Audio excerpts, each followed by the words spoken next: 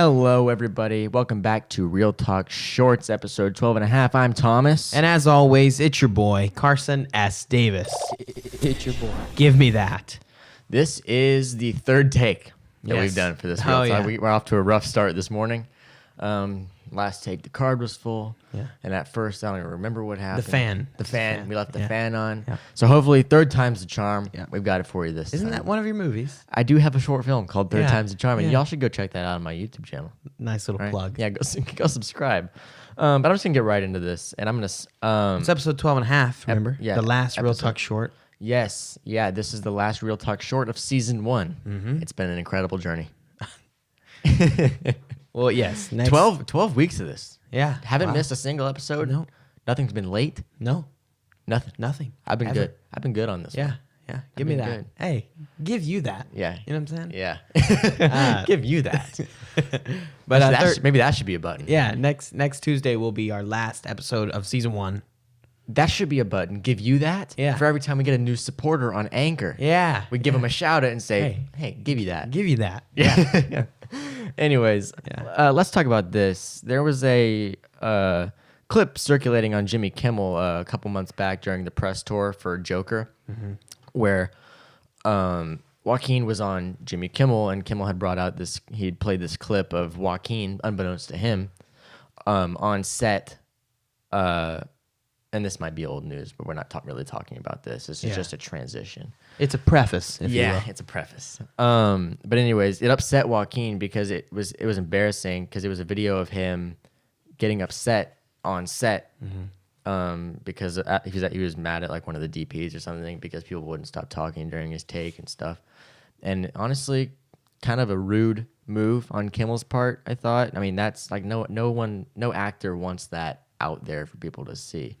You know, it can be embarrassing on set, you know, or for that to play, but I mean, like, it's understandable if you've ever been on set. I mean, it happens sometimes. Like he said in the clip, movies get intense sometimes, and they do. Like when you're on set, I've been on quite a few sets where maybe you're running behind and tensions are up, and just no one's in You got to get that take in no there. one's in a giggly mood. You know, you're just trying to get it done so you can move on to the next thing and get the stress down. So I mean, it's understandable, but I just thought that was kind of a rude thing to do on Kimmel's part. Not very thoughtful. But If he didn't know. yes, If him or his managers weren't given the heads up. yes, But we don't know. Yeah, we don't know. That is something that's And circulating. I don't think, and the but people who are dogging Joaquin, it's like, you don't know the situation that they were going it's through. really, And he could be best friends with that guy for all you know. Like, yeah, you know. yeah. Well, and I've seen other. I'm going to play the middleman on that. Yeah, but I've played other videos from that press tour where he and the DP are both there, and they're perfectly fine. It was just like it was the heated moment on set. Yeah. It happens. Sometimes you get upset. But that's what life why, is, man. That's why I feel bad for Joaquin, because not everyone has that experience on set to know that it's okay. Yeah. People just think, oh man, Joaquin's a dick. Yeah, And people shouldn't think that about him just because of that video. Yeah. You know. Yeah. I mean, you can have your opinions. Yeah. But anyways, that's not what we're talking about. That was just the preface. I'm going to use this word again, the preamble to what I really want to talk about, which is when tensions are high on set and an actor gets mad. Okay? Actors emotionally have the most taxing job on set. Let me tell this story. The first set, when I went to SCAD, the very first set that I got on, I was there for like 2 weeks. Very first set, so I had no experience whatsoever. I was working with this. Well, I was just a PA, so I was kind of watching from the distance. But another PA, we were in a sound stage, and Crafty and all that stuff was on the outside, like in the hall, and so they're filming on the inside, but they're not rolling yet. Yeah. Right? They're just doing rehearsals. And this guy, I mean, he's probably 40s, right? And he did a lot of short films for SCAD students. But this guy, there was another PA, or I think it was literally the editor who was on set, but acting as a PA just to have an extra hand. was sweeping because someone had spilled like popcorn or something like in the hall, and he was just sweeping it up. And the actor comes barging out of the soundstage, like yelling at this dude because he's like having a hard time getting in character or something. And he can't focus because of the sweeping. It's like the sweeping is not loud. Yeah. And you're in a soundproof soundstage. So what he must have been hearing was like nothing. Yeah. Like nothing. And it's like when they tell you you're rolling, we're stopping what we're doing. But when you're not rolling, people are working. Yeah. Okay? You got to understand that. When the cameras are on, or the 2 to 5 minutes before cameras are rolling and the set is quiet, that's the actor's time to be in the space and for no one to disturb them other than the director and their co-stars. Right? That should be understood. But getting mad at a PA for sweeping in the hall, it's not even in the same room as you. That's absurd. And that's not the only thing that this actor did. This guy was like, he was acting as, so this guy's, I don't even remember his name, right? He's not B-list. He's not C-list. He's not even like G-list. Okay? Just some actor. But he's acting. He's on set like with the mindset of, I'm Meryl Streep, I can do whatever I want. And so he's like going over to Crafty, and he'll get like a spoonful of peanut butter and just eat it, throw the spoon on the ground. And we're in a soundstage, like it's a building. Like people are working here. It's and like you're just someone has your to trash. go and pick that up. Yeah. Now, I mean, and really no matter where you are, you shouldn't be throwing your trash on the ground. But it is more acceptable like if you're outside. Yeah. You know? But I mean, just then, socially, it's not acceptable, but it's more accepted. Because you'll pick it up later if it's just trash on the ground outside. Yeah. But inside, it's like, who throws their trash on the ground in an office building? There's a trash can 2 steps away. Yeah. What are you doing? Because then these PAs, myself included, would have to go around and pick up these spoons. Right? And then no one and he was gross about it too, man. He was just a gross old man. I don't feel like you like this guy. I don't think you're particularly I don't. fun. And I worked with him again after like 6 or 8 months of like having experience. And I hated him even more. Really? Yeah, he showed up like 45 minutes late. You can't do that. Hey, as Tom Hanks said, if anything in the world runs on a very strict schedule, it's a film set. Yeah. As Tom Hanks said, one of the most liberating acts you can give yourself is to show up on time. Yeah, wasn't that at his Lifetime Achievement Award at the Golden Globes? Yeah. That was a good speech. Yeah, I think he knows a thing or two about a thing or two. Yeah, I would say so. But yeah, I mean, like I said, in Joaquin's situation, he wasn't like just being an asshole. He was just under a lot of stress. Yeah, and we wanted the crew to respect that. Yeah, and we don't even know that much. No, like it could have been something totally different that we weren't aware of. Right. It could have been. But I mean, I wouldn't normally take it this way, but for all we know, he needed to be angry. And so he told someone to insult him so he could react angrily. Yeah. Like as an acting practice. We don't know. Yeah. Like it literally could have been anything. We got no context. So my point here is sometimes it's warranted. Yeah. It's okay. Sometimes it's not. Okay? You should still be a nice person. Everyone cracks under the stress sometimes, you know? But Steven Spielberg is making an Indiana Jones movie. What a segue. Or should I say, Steven Spielberg is not making an Indiana Jones movie. He's not. He directed the first 4. Yes. Yeah, including the one that came out 12 years ago, Kingdom of the Crystal Skull, which in my opinion, maybe should not have been made. I mean, it was Indiana Jones, so it was entertaining, but I mean, it's not Spielberg's best. You want me to tell you something, Thomas? What? And tell all you viewers? What? Yes, I may co-host a film podcast, but I've never seen one movie of the Indiana Jones franchise. What? Not one. Well, I wouldn't have put it on here if you hadn't seen them. I haven't seen one. Well, maybe that's why we were having a debate here about Spielberg recently making more dramas and historical pictures rather than his old, really what made him famous. Now, I've seen a lot of the his blockbusters, his 70s, 80s, 90s blockbusters. Yeah. I mean, you got Jaws, Indiana Jones, E.T., AI. Jurassic Park, Saving Private Seen Ryan. Jurassic Park. But Saving Private Ryan is really more of a drama, I think, than a blockbuster. Yeah, that definitely. But you can have both. You can have a drama that's a blockbuster. But yeah, sorry, excuse me. But Carson says he wished that Spielberg would make more dramas. But that's just my personal taste in movies. Yes, I love dramatic motion pictures. Well, I like them all. That's true. That's the thing. But yeah, but you don't love them all. I don't love them all. I said I love dramatic motion pictures. You like them all. I like them all too, because I like movies. Yeah. But dramas, as an actor. Well, that's the thing. I can't pick one genre and be like, Yeah. I only love this genre. Yeah, You know? I don't only love that. But I think Spielberg's best work, or really, no, I won't say that. I'll say I don't think it's his best work. I think he's such a visionary, and his best works in regard to fame and would have put him on the map were the E.T.s, were the Jaws, were the Indiana Jones, because they're so revolutionizing. But in the fact that they were never done before. yes, You know what I'm saying? but you know what has been done before? Historical biopics. Yeah, but There's not been everyone dozens has of been. those. Not everyone has been Lincoln with Daniel Day-Lewis Yes, and Sally Field. yes, but in 30 years, are we going to be talking about Lincoln? Yeah. No. The average Joe? We might. Why? But is the average Joe going to be talking about Lincoln? That he won Best Actor. Daniel Day-Lewis won Best Actor for that. I guarantee you, if you ask It was a phenomenal anyone picture. walking down the street, Tommy they couldn't Lee tell you. Jones, 2012. Come on, man. I'm not saying it was a bad movie.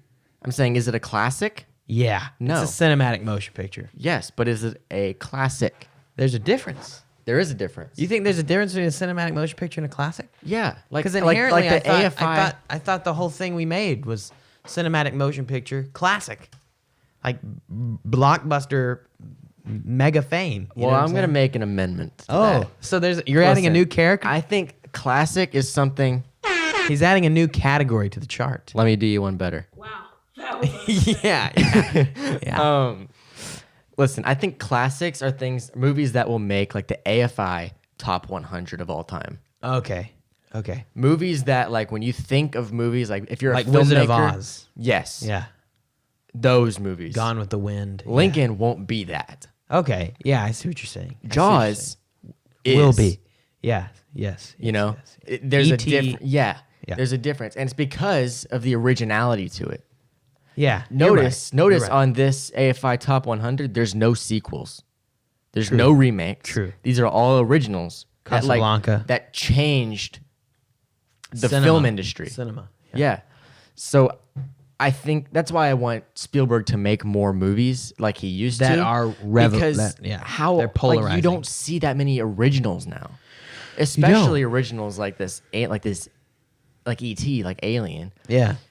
Even With then, a new movie and a complete new even Joker. no, even Joker's not really an original. It's still, an original still take on an still old premise. but it's at the end of the day, it's still a form of a remake. Mm-hmm. You know. yeah.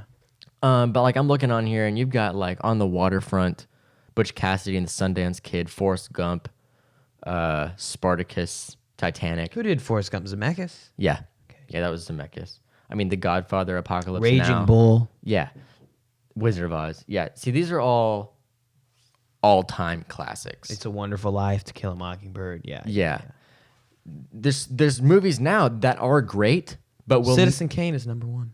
Yeah, that you know, people say that that's the best movie ever made. Really? I disagree. With Orson Welles. Yeah. I disagree. But that's just my personal opinion. Now, at its time, was it the best movie ever made? Probably. But that's what you got to look at the context. Yeah. I mean, that came out in 41. So we've had 80 years, really, to make better movies than that. Yeah, but it's the resources they had in that time of making it is the whole. Yeah. the whole deal. I mean, now, like, you can't compare Jaws to, like, The Meg that came out, like, a couple years ago. You know? Yeah. Story-wise, Jaws will always win. Yeah. But Graphics-wise, the Meg graphics would and, like, win. realism, The Meg will always win. Yeah. You know? I mean, because... Hey, Godfather. There is a sequel on AFI Top 100. Godfather 2. The Godfather. Yeah. I'm telling you. You got to watch it, Thomas. But also think about The Godfather. Yeah. That's not like any other sequel that we see today. No. I mean, that's not Suicide Squad 2. Do the right things on here. Directed by Spike Lee. Yeah, I mean, Grapes of Wrath, To Kill a Mockingbird. There's Pulp Fiction. Need to watch that. Yeah, I'm telling you. Goodfellas. I'm telling you. You know what we should do? We should try and watch all of these. A couple years ago, I got a poster for Christmas. Yeah. That was scratch offs, and it had all of these, and you scratch it off. I have it at my with a metal guitar pick. Yeah. Yeah. Whenever we moved, I think it got lost or something, so I don't know what happened to it. Yeah. But I definitely could check off a couple more. Rear Window. I'm gonna download the PDF. That's what I'm gonna do. Self-challenge. I'm gonna try and watch all these. Yeah, and that's 100 movies to your 200 movie goal. Yeah. Exactly. Granted, a lot of these you'll have to rent. Yeah. That's gonna be a lot of money. Be a lot of money. Yeah, but I'm sure some of these are public domain too by now. Yeah, I don't know. Well, like Casablanca, you can't watch for free. No? No. You gotta Even rent, on like YouTube? You gotta rent it. No, I mean, maybe on YouTube. I haven't looked there. But then I know when I get here, I'm gonna get to when you get to the 30s movies, it's gonna be it's gonna be a little tough. It's gonna be a little tough. Yeah. I'll tell you this: watching Gone with the Wind. Yeah. I've already seen it, but I feel like I need to watch it again. I actually liked Gone with the Wind. But how long is that movie? Like 4 hours? Yeah. Has an intermission. It has an intermission in the middle of it. Yeah. That's a task. Yeah. I mean, you thought watching The Irishman Yeah. It was a hoot. was a task. Yeah. What is the actual running time on Gone with the Wind? Look that up, please. MASH is on there. They made that into a TV show too. Yeah, they did. Yeah, it's 4 hours, 3:58. Jesus Christ. Can you imagine? And recording That's too long. That's too long. That was shot in the 30s. Oh, I mean, that must have taken them over a year just to film. You'd think. Frankly, my dear, I don't give a damn. Yeah, classic. Yeah. Those are classics. Yeah, that's Cinematic motion classics. pictures are the best of today. Yeah. Time will tell if it's going to be a classic. But there's some. I thought I haven't thing seen. was a cinematic motion picture. Time will tell because we can't ever give one because we got to wait for audience. For cinematic motion if picture? it still has I think- let's make a clarification. Cinematic motion picture in 10 years if it's still mildly relevant Yeah. in popular culture because I think Joker would be like Dark Knight I would argue is still relevant. Yeah. That becomes a cinematic motion picture. A classic is like an AFI. Yes. Will never leave. Like once you're on a classic list, you're never getting taken off of it. I think that's a good distinction because when was the last time you heard anyone other than like people in the film community or acting or arts talk about Lincoln? Good point. You know? Good point.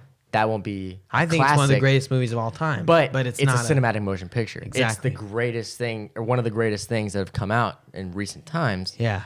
But it's not a classic. It won't be a classic. because it's not revolutionary or polarizing. Yes. In a traditional sense. Yes. Yeah. Yeah. You need that in order for it to be a classic. Yeah, I agree with You know, that. and it I has to be definitely agree agreed with upon socially, not just by the two people running Real Talk. that. Yeah. You know, we Yeah. could make our own We personal. do have a big say in the yeah. We have cinema a pretty industry, We have yeah. a pretty grand voice. Yeah. When it comes to deciding what's Hey, a classic. If we or not. want it, we get it. You know Yeah. what I'm saying? Well, that being said, let's talk briefly about this Indiana Jones 5. Tell you right now, won't be a classic. You're not even giving it a shot. No. Because Raiders give of the it a Lost shot. Ark, well, I don't even consider the other two of the originals to be classics, really. I mean, they barely make it in there. Temple of Doom and Last Crusade. Did you like Lost Ark? That was the best one, by Yeah. far. By far, the best one. That was the first one, right? Yes. Yeah, and damn, the cinematography in that. And just the Dang. just the storytelling. And wait, Indiana Jones and the Kingdom of the Crystal Skull? Yeah, that came out 2008. Dang. Wow. That was like a 19-year. Yeah, it was about a 20-year gap Yeah. between the Crystal Skull and Last now Crusade. it's 13 years since the last one. Yeah. Yeah. Wow. So what was that? That makes it 33 years since the Last Crusade. But anyways, word is going around that an Indiana Jones 5 is in the making, still starring Harrison Ford as Indiana Jones. as it should be. A couple years back, there was a rumor going around that the movie was going to be more of a passing of the torch. Harrison Ford would be in it, but it'd be almost more of a closer to a cameo Kinda role how, or a like, supporting role. Sylvester Stallone did Creed, where Rocky is still in the movie, but the focus isn't on. Yeah. Yes, exactly like that. But the rumor was that Chris Pratt would be the new. He would be a good fit. He would. I I've feel never like, seen because the movies. I could just tell. I mean, I've seen clips. You can kind of see a little bit of Indiana Jones in him by watching Jurassic World. Yeah, true. You know, with the leather vest on and stuff. And Steven Spielberg both, and that little tie right there, little connection. But the trick here is to this new Indiana Jones movie is that Steven Spielberg has come out and said that he will not be directing, which is a disappointment. This will be the first time he will have not directed an Indiana Jones movie. So really, he's kind of separating himself. I think he's still producing. Yeah. But he's not directing. Wonder why. So I'm curious what Indiana Jones is going to look like through the eyes of James Mangold, who directed Ford versus Ferrari. So, And there's a little Harrison Ford versus Ferrari. Nice. Hey, give you that. I want to clear the air really quickly for anyone listening who has heard that before. I didn't come up with that. I saw Thank you that for not bit stealing. there was bit biting. Yeah. I don't like doing that. No. I try to give credit. Yeah. Where credit is due. You can retell jokes, but you got to give credit. Yeah, I think You can't retell retelling it the as your- joke is fair game. Yeah, But pawning it off as your own, I mean, come on. that's shady. We live in a society. Yeah. You got to give credit where credit is due. Now, sometimes you don't know who it was. You just heard it. Yeah. But you can still say, I didn't come up with that. That was some comedian that I heard.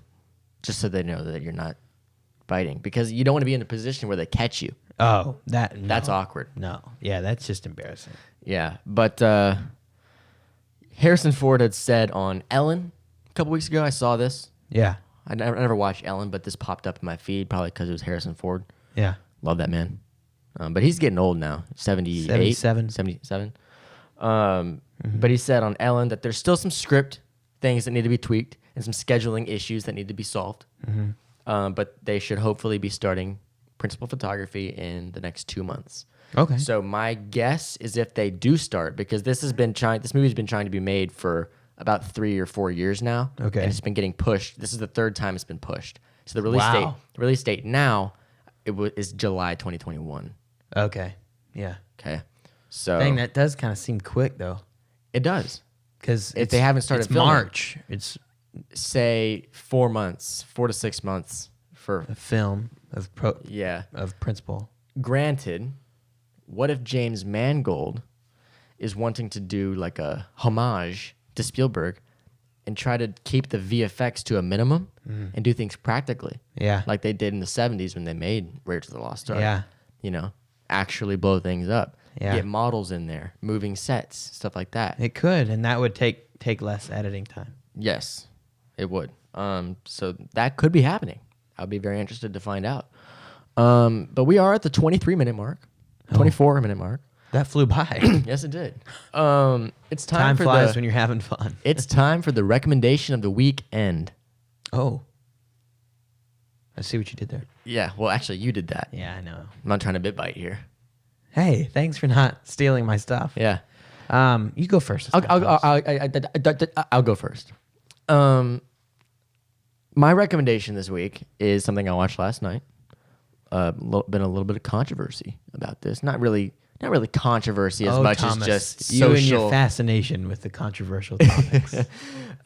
It's just been the subject of some discussion and debate amongst Ariana Grande fans and Pete Davidson fans. I'm recommending Pete Davidson's Alive from New York stand-up special on Netflix. I gotta say, this was hilarious. I need to watch it. I really enjoyed it, and it flew by. Yeah. It flew by. There's some stand-up specials where they really like waste a lot of time. Like, at the beginning they'll do that little like walk-up thing. They'll have a little scene. Like Kevin Hart did one a couple of What Now, I think. Oh, where he's like behind and they put him in the thing. Well, he had a full-blown scene beforehand where he was like gambling. Oh, yeah. I don't like that. Yeah. Just jump right in, and that's what he did. Yeah. It literally, Just you roll. click play, and the first thing you see is him telling a joke. Yeah. It does a whole bit, probably 4 or 5 minute bit. Yeah. cuts to titles. Titles are like maybe 5 seconds long. Cuts back. Kind of like how Real Talk does it. Yeah. We give you a little taste, play Yeah. the theme music, and then we roll. Yeah. Well, it was like a cold open. Oh, yeah. Yeah. But I appreciate that they're not wasting your time. Yeah.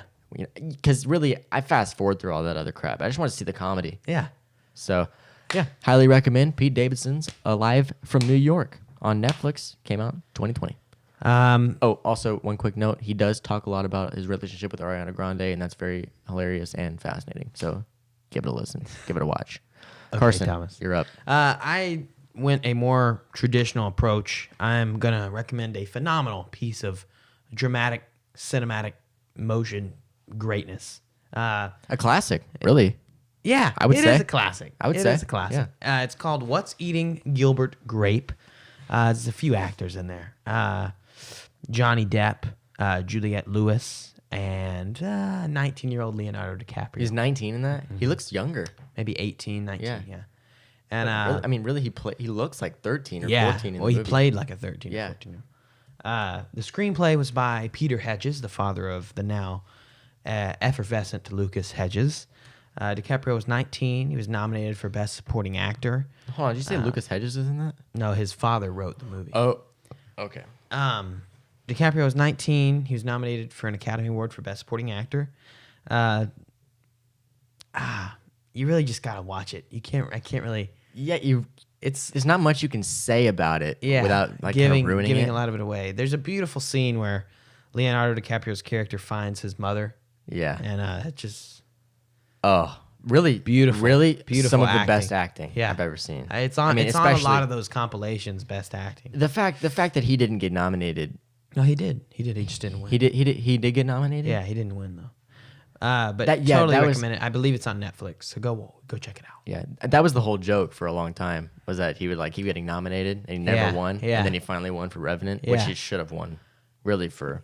He should have won for Wolf of Wall Street. Yeah. That was a phenomenal performance. Yeah. I mean, there's a 10 out couple of there's a 10. couple monologues in there. Like Yeah. I'm not fucking leaving. Banging the microphone on his Yeah. head. Yeah. That was awesome. Anyways, I'm not leaving. I'm not leaving. There was a he NBA he starts quiet. He's just like, I'm not leaving. yeah. And then Yeah. it gets so big and grand, Yeah, and and everybody's everybody's just like, screaming. yeah. So yeah. good. Hey, real talk recommendation of the week. Yeah. Combined. Wolf of Wall Street. Gotta see the Wolf of Wall Street. There's a- Don't watch it with your mom. Don't watch it with your dad. Watch it alone in your bedroom. It's very raunchy. Yeah. So if you're not into that stuff and you don't watch it. Yeah, it's not a family movie. No. But it is Martin very Scorsese directed it though. Yes, he did. There was an NBA player a few months back during free agency, and he's been with this one team for like probably 6 years now, and everybody was wondering if he was going to leave, and he posted that clip. I'm not leaving. I'm not leaving. That was his Yeah. announcement. But yeah, looks like that's all we have. All right, guys. Well, thank you for listening to episode 12.5, the last Real Talk Shorts of season 1. It's been an honor. It's been real. Yeah, it's been real. It's been real. Let's sign off episode 13 like that. Yeah, It's do been that. real. Yeah. All right, we're gonna do it now. Give me that. Anyways, support us on Anchor. Head over to anchor.fm, become a supporter. You can do that as little as 99 cents a month or as much as $10 a month, and you will get a shout out no matter what you donate. You will get a shout out on Real Talk. And potentially, if it's season 2, you'll get a give you that button. Oh yes. All right, already guys. know. Thank you so much for listening. It's been Real.